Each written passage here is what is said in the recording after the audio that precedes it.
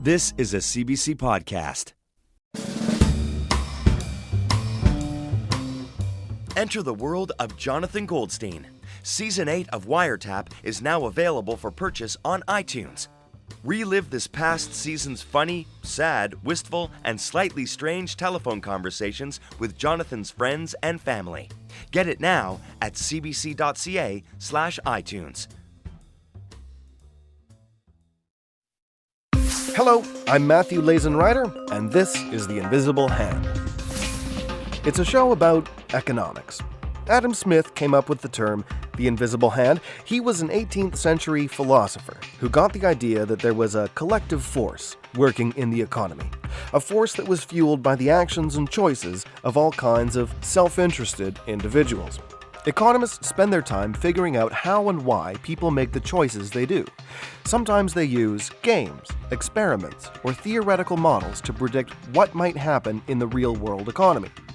Those sorts of devices might be fine when you're dealing with numbers, but what happens when the X in the equation is a human being? For decades, economists have turned to one model of a man to represent all of us. Today, on The Invisible Hand, we meet that prototype of a person. Ladies and gentlemen, I present to you Homo Economicus. Homo Economicus, fancy Latin talk for economic man. So who is this economic man? Homo Economicus is intelligent, rational, but coldly analytical. He always acts out of self-interest in the pursuit of profit and maximum utility. To economists, he's like the skeleton hanging in the corner of anatomy class. He's not the complete model, but he helps show you the bones of the thing, a handy mechanism to use to explain the people at the bottom of supply and demand curves when you're talking to first-year students. He's not so much a man as a puppet, under the control of the invisible hand. Some people, including a whole school of economists, think it's time economic man grew up, evolved a bit. To some, he's a rationalization for antisocial behavior, a justification for a dog-eat-dog economy of unbridled capitalism. Greed is right. Greed works. To many behavioral economists, he simply doesn't do justice to the complexity and nuance of human nature. These economists want to add a little flesh and blood to the skeleton of Homo economicus to see what really makes him tick. They're looking past the prototype, using psychology to get in touch with his sensitive side. So does this mean a new age, a kinder, gentler economic man? Don't hold your breath. I think we almost have a limitless desire to boost our ego in our own eyes and in the eyes of others. Today on The Invisible Hand, we get up close and personal with Homo Economicus 2.0. To get a clearer portrait of the old-school economic man, we've called once again on the Invisible Hand players. We'll revisit a fictional friend of the show, Jerry Shirk. When we last met Jerry, he was all caught up in the sticky web of moral hazard. You see, Jerry's always looking out for number one. Sometimes that gets him into a spot of bother. This was strikingly apparent last holiday season. Like every Christmas, Jerry's mom, Celia Shirk, dropped around for breakfast and gift opening with the grandchildren. And like every year, she presented Jerry with a lovingly chosen Christmas gift. And last but certainly not least, this is for you, Jerry. Merry Christmas, dear. Gee, thanks, Ma. Oh, hey, a sweater. Great. This looks like it cost about $50. I'll take it back on Boxing Day and use the money towards that new table saw I've been looking at. Jerry, what nerve. Oh, you don't like it? It's not my style, Ma. As soon as I looked at it, I figured I'd rather have the $50. Jerry, you're a real schmuck, you know that? But I'm just trying to maximize utility. Oh, dear. As you can imagine, the rest of the holidays were less than festive. So where did Jerry go wrong? He was only behaving the way his Economics 101 textbook said he would. He considered his options, factored in his preferences, and acted rationally in his own self-interest. When Jerry makes a choice, he doesn't always think about things like other people's feelings or manners or emotions. And some economists say that's the problem with Homo economicus. Hello. My name is Dan Ariely, and I'm the James B. Duke Professor of Psychology and Behavioral Economics at Duke University. Dan Ariely is actually a psychologist who teaches economics, and his curiosity about human motivation led him to question some of the assumptions of mainstream economics. The simple rational economic model is really very elegant. It says that people always think about all the possible consequences, they take everything into account, they can compute everything, and as a consequence, always it leads to the best optimal decision.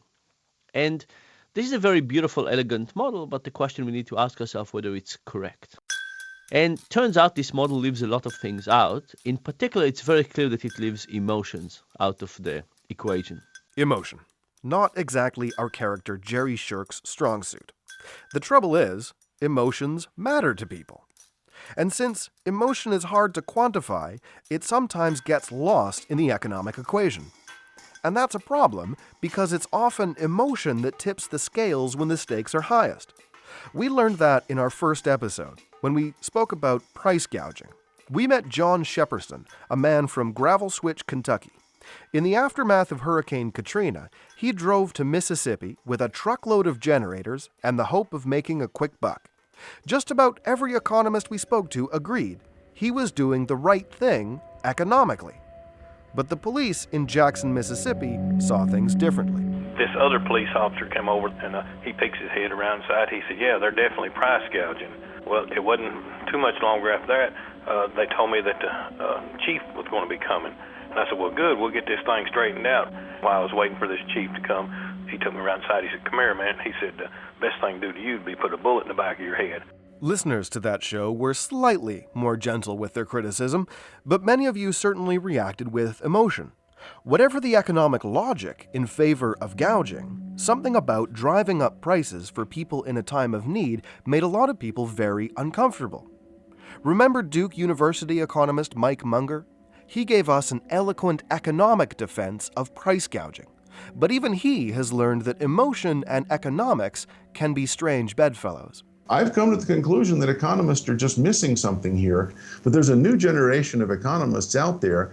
A lot of them are interested in trying to expand the toolkit of economics to include the kind of moral philosophy that actually motivated Adam Smith, John Stuart Mill, all of the people that wrote the principles of economics in the 18th and 19th century. Economics was a branch of moral philosophy. It was integrated with this idea of how do people act and why, based on their perceptions of right and wrong, as well as good and bad taste. So I think that economics can turn back in that direction, and a lot of very interesting work is being done on just that sort of idea. And that brings us back to psychologist and economics professor Dan Ariely. He's trying to figure out the complicated ways that emotion and irrationality come into play in markets. And he's got a bone to pick with the old school model of Homo Economicus. First of all, he's not so sure about the idea that we all act with the best understanding of our own self-interest. We do all kinds of things that are not in our best interest. We overeat, we undersave, we don't exercise enough. Some of us, believe it or not, have unprotected sex. All kinds of things like that. Last year I had this class with about 200 students, and I asked them how many of them have texted and drove, and 198 raised their hand.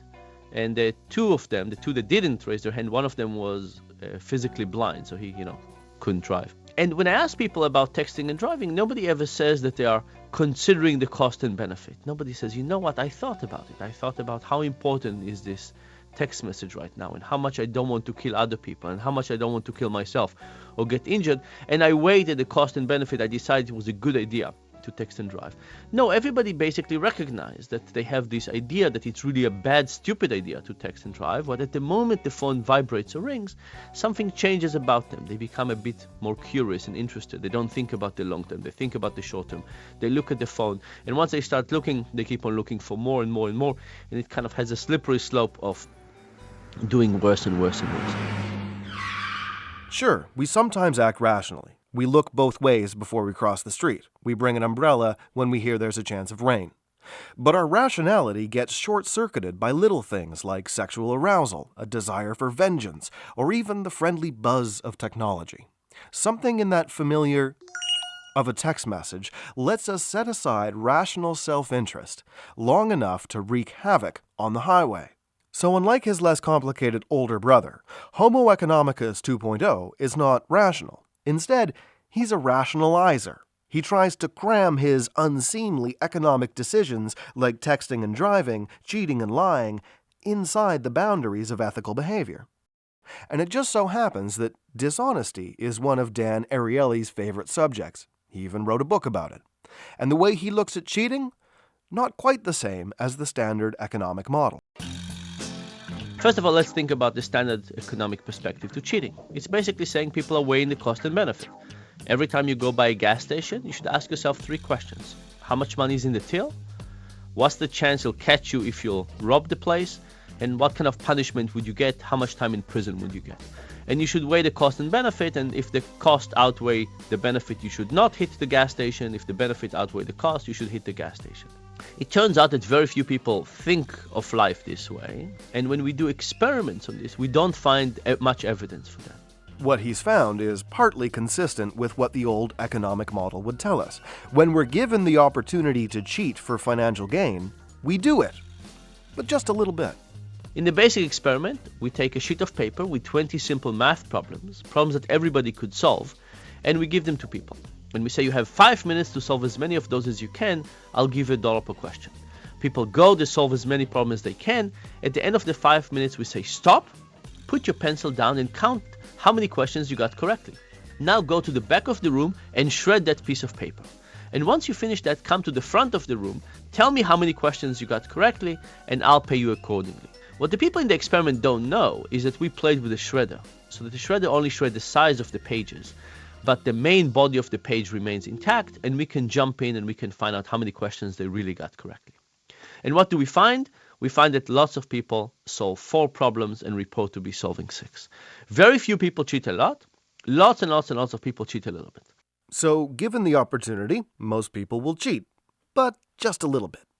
If the old economic model held, we'd cheat in a way that would maximize every bit of gain we could get from the exercise. But something in us, Dan says it's our desire to be respected by others, keeps us from going all the way. We'll hear more about his revealing experiments, ones that are helping paint a more nuanced view of human economic behavior. But first, let's head back to Jerry Shirk's house. Remember, he's our recreation of the old-school rational actor Homo Economicus. This time, Jerry's arrived home from work to find that all is not well with little Mikey. Hey gang, I'm home. Say, why the long faces? Mikey has something he needs to tell you. What is it, Tiger? Well, I got in a little bit of trouble at school today. What happened? Well, I took some pencils from the supply closet. Gee, Mikey, haven't we always taught you that stealing is wrong? Yeah. And besides, if you need pens and pencils, you just ask me. I can take as many as I want from the office. What is the matter with you? So apparently small variations in the situation can change up economic man's calculations of the costs and benefits involved in a situation. In this case, Jerry sees a boy taking pencils from school as bad, but he doesn't bat an eye at the thought of taking pencils from his own workplace. Is this an evolution from his old school thinking, or is he destined to stay a prehistoric prototype forever? Well, let's check back in on Dan Ariely's cheating experiment. In the first test, he found that test subjects who were paid to answer math questions cheated when they knew that nobody could check their results. They typically padded their scores to add about 2 correct answers. But when Dan tweaked the experiment, something interesting happened. Imagine the same experiment with the simple math problems, but when you finish shredding the piece of paper, you go to the experimenter, and instead of saying, "Mr. Experimenter, I solved X problems, give me X dollars," you say, "Mr. Experimenter, I solved X problems, give me X tokens." And now the experimenter pays you in tokens. You take them, you walk 12 feet to the side and change them for dollars. What happened when you look in somebody into their eyes and you lie for something that is 1 step removed from money? Our participants double their cheating. And by the way, I think for me this has been the most worrisome experiment we've ever conducted. Because if removing people from money by 1 step for a few seconds get them to release their moral shackles to such a degree, what would happen to us as a society as we get further and further from money? What happens when we move from cash to credit cards to electronic wallets? What happens when the financial industry is moving from stock to stock options, to mortgage-backed securities, to all kinds of derivatives. Could it be that as we get more psychological distance from the people that we deal with, from the consequences of our actions, that all of a sudden people can both be more dishonest and still feel good about themselves? So, on the one hand, there's a bit of good news. People don't cheat as much as Dan Ariely would predict using the standard old-school model of economic thinking, the one that predicts the prototypical player in a market would try to maximize his own benefit at all times, no matter the moral cost involved. So economic man is being fleshed out a little, getting a bit more nuanced, with a few more muscles on the bone. But what Dan's experiment shows is that something as simple as play money is enough to unleash the beast, the dark side of Homo Economicus 2.0. That's why Jerry Shirk can take office supplies from work without a trace of guilt. Erasers aren't cash, and the company he works for isn't a human being. That gives him just the psychological distance he needs to steal from his boss and still feel okay about it. In a few moments, we'll meet you back at the busy intersection of economics and psychology. We'll get to know a bit more about the behavioral model of economic man and find out whether his irrational behavior makes him any less predictable to economists than his predecessor. I'm Matthew Lazenreiter. You're listening to The Invisible Hand here on CBC Radio 1 and across North America on Sirius Satellite 159. It's in your interest to let us know how you feel about the show. Send your email to invisiblehand@cbc.ca. Today, we're talking about how economists see human behavior. When many economists draw up examples of how people operate, they imagine an ideal economic thinker, a rational, coldly analytic actor who calculates every move based on how much he'll benefit. This guy, known in economic circles as Homo Economicus, is the textbook example of how people act in a market. And by textbook, I mean flat and unchanging. Kind of lifeless. So many economists have looked for ways to give that skeletal model of economic man a little bit more heart and soul. Psychology has always lurked in the corners of economic thought.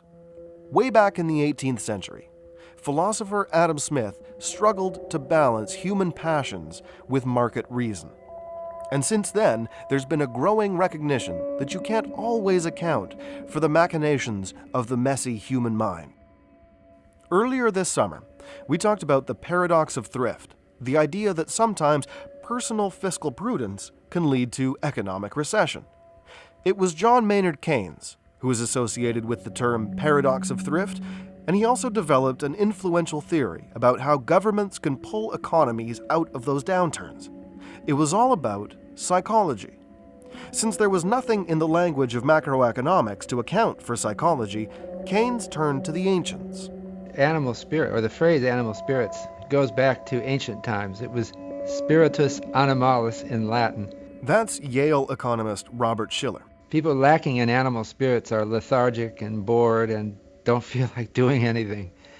So the term was used by Keynes again, John Maynard Keynes at Cambridge University, to refer to what he thought was lacking in a weak economy. Robert Shiller looks at the black and white of rational markets theory, and he sees shades of gray. He's argued that the Homo Economicus model leaves some gaping holes in our economic understanding. He says Keynes had it right, that we need to pay attention to the psychology of individuals in an economy to understand how the whole thing works. You know, he was one of the first psychological economists. He said that ultimately our willingness to get up and do things fluctuates through time, and sometimes we just get discouraged, and especially when you're discouraged by the economy. Years go by and no improvement, and you think my skills aren't worth anything, and what do I know? How could I ever hope to start a business? They all fail now. So nobody starts a business, nobody hires. But it's animal spirits. It really has something to do with a mood, something that Galen, the ancient physician, would understand, that sometimes people get into a funk, and it seems to infect a whole economy. So to Robert Shiller, the term depression doesn't just describe the path of the GDP on a line graph. It describes the psychological condition of the individuals, the human beings that make the economy work. If economists and governments ignore psychology, Economists like Schiller say we're doomed to repeat a catastrophic cycle of booms and busts. So unlike what the textbooks might tell us, it turns out Homo Economicus 2.0 is a sensitive man. It's his sense of hope that drives the economy in the good times. But when he gets into a funk, look out. But the implications of psychology in economics go beyond the cycle of recession and growth. Here again is Dan Ariely of Duke University. If we think that people are perfectly rational, then we have very simple questions of what interventions we do in societies. What should the government do in terms of regulation? What should businesses do? And what should we as individuals do? On the other hand, if we understand that we're irrational, if we understand that we have these substantial biases, that we all make the same mistakes, then we have to think very differently about what prescriptions we have for society. And governments have to be careful with those prescriptions. In one of our recent episodes, we met economist Mark Jackard, who told us a little bit about environmental externalities. Economics can still allow you to drive a species extinct, or even drive almost all species extinct, if it happens far enough in the future and you make enough money at it. Mark spoke about how limitations in the old economic calculations meant that people didn't wind up paying the true cost of environmental damage. So economics can actually tell you that the rational choice is to destroy the planet. Mark Jackard's prescription is to tax the behavior you don't want, like excessively burning fossil fuels. Since we can't depend on people to do the right thing because it's the right thing, slap them with a bill for the mess they make. It's actually old school economics. If you don't want someone to do something, raise the cost of doing it. That's the way to deal with the old economic man. He's self-interested and rational. He'll make a simple calculation and do the bad thing less frequently. He has an easier time caring for the health of his bank account today than the health of the planet 2 decades from now. But when you're dealing with Homo Economicus 2.0, things are a little more complicated. Sometimes self-interest doesn't translate to fatter paychecks or a sweet deal on a new set of wheels. Sometimes our pursuit of self-interest masquerades as altruism. Let's pay another visit to Venus Flytrap Crescent and check in with Jerry Shirk. When we last met Jerry, he was lecturing his young son about the ethics of office supplies. This time, Jerry is trying to do the right thing in his own way. Hey kids, come and see. Daddy got a new car. Well, what do you think, kids? Well, it looks different. That's because it is different, Mikey. It's a hybrid. Does hybrid mean ugly? No, Susie, it means it's part gas and part electric. It's good for the environment. Don't they make hybrid cars that look like normal cars? Well, sure they do, but what's the point of doing something good if nobody knows it? This way, every time I drive down the block, the neighbors will say to themselves, that Jerry Shirk really cares about the environment. My husband, the humanitarian. Wow, that Jerry Shirk is something else. Even when he's being selfless, he's being selfish. And that, according to Dan Ariely, makes him very human. Behaviors with energy are private and nobody else can observe them. Nobody can observe at what temperature your thermostat is set, how much insulation you have in the attic and so on. But your car is one thing that people can observe. And I think it was incredibly important for Toyota to have the Prius look so differently. And I think it was very much a key to their success, because all of a sudden people who drove that car not only could say to themselves, look at me, I'm a wonderful, kind human being, I'm driving this fantastic hybrid, but they could also say, and other people see that and they notice it and they realize what a great human being I am, and people could kind of bask in the reflected glory from the people who were driving again around them. So the idea that someone would choose a car, even pay a premium, just because it was better for the environment, that sure doesn't sound like the old Homo Economicus we've come to know and love. Surely he would just barge into the showroom and ask, what's in it for me? But it turns out Jerry Shirk is pursuing self-interest. It's just that his ego matters more than his bank account or the health of the planet. Whether by design or not, Toyota got it right by giving people a car that would let them announce their virtue to the world. They reached out with the market logic of Homo Economicus 2.0. So by getting a more nuanced picture of what motivates Homo Economicus, governments and policymakers can get the selfish brute under control. Maybe that's why behavioral economists are the current rock stars of the economic field. After all, if we could find ways to predict the impact of all of that irrational behavior, imagine the directions the invisible hand might point us in then. Back to rockstar economics professor Dan Ariely and his thoughts on what really motivates today's economic man. It turns out that we care about lots of things. We care about money, that's true, but we care about lots of other things. We care about a sense of progress and competition, and we care about how other people see us. I think we also almost have a limitless desire to boost our ego in our own eyes and in the eyes of others. Now, to some extent, in some industry, particularly in banking, we have replaced motivation for the ego with salary. But I don't think we have to do it with salary. I think we can do it with all kinds of things. The British government recently had an idea that every year, when the bonuses for bankers are announced, they will ask those bankers, before they actually get the bonus, so when they just announce it, to tell them how much of their bonus they would contribute to charity, and to create a list of how much they're giving to charity and publish it broadly. Right? All of a sudden, people could be proud about something else. There's all kinds of things that we could do to get people to be able to signal to other people about how wonderful they are, and do it in much less costly and more socially useful ways. So we started with an old-school picture of Homo Economicus. He was the coldly rational, self-interested economic man. Maybe not so great at a party, but he got the job done for a long time as a simple model to predict our behavior in a marketplace. But thanks to the work of behavioral economists like Dan Ariely, it might be time for him to pass the torch to Homo Economicus 2.0, and for us to get to know this new age economic man a little better too. He's often irrational. He's a cheater and a vainglorious bummer. He always looks out for his own self-interest, except, OMG, when he's too busy texting.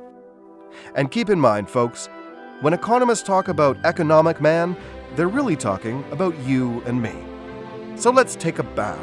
For all our faults, we keep the economic world turning round and round. And that's it for The Invisible Hand. Our show was produced by Jeff Turner. Our economic consultant was Stephen Gordon. Our senior producer was Karen Burgess. I'm Matthew Lazenrider, and we hope you've enjoyed listening to the show as much as we've enjoyed making it. Of course, we've only managed to scratch the surface of the vast subject of economics, so to pull together all of the parts we left out over the summer, we wrote a song and sang it. You can find it on our website at cbc.ca/theinvisiblehand.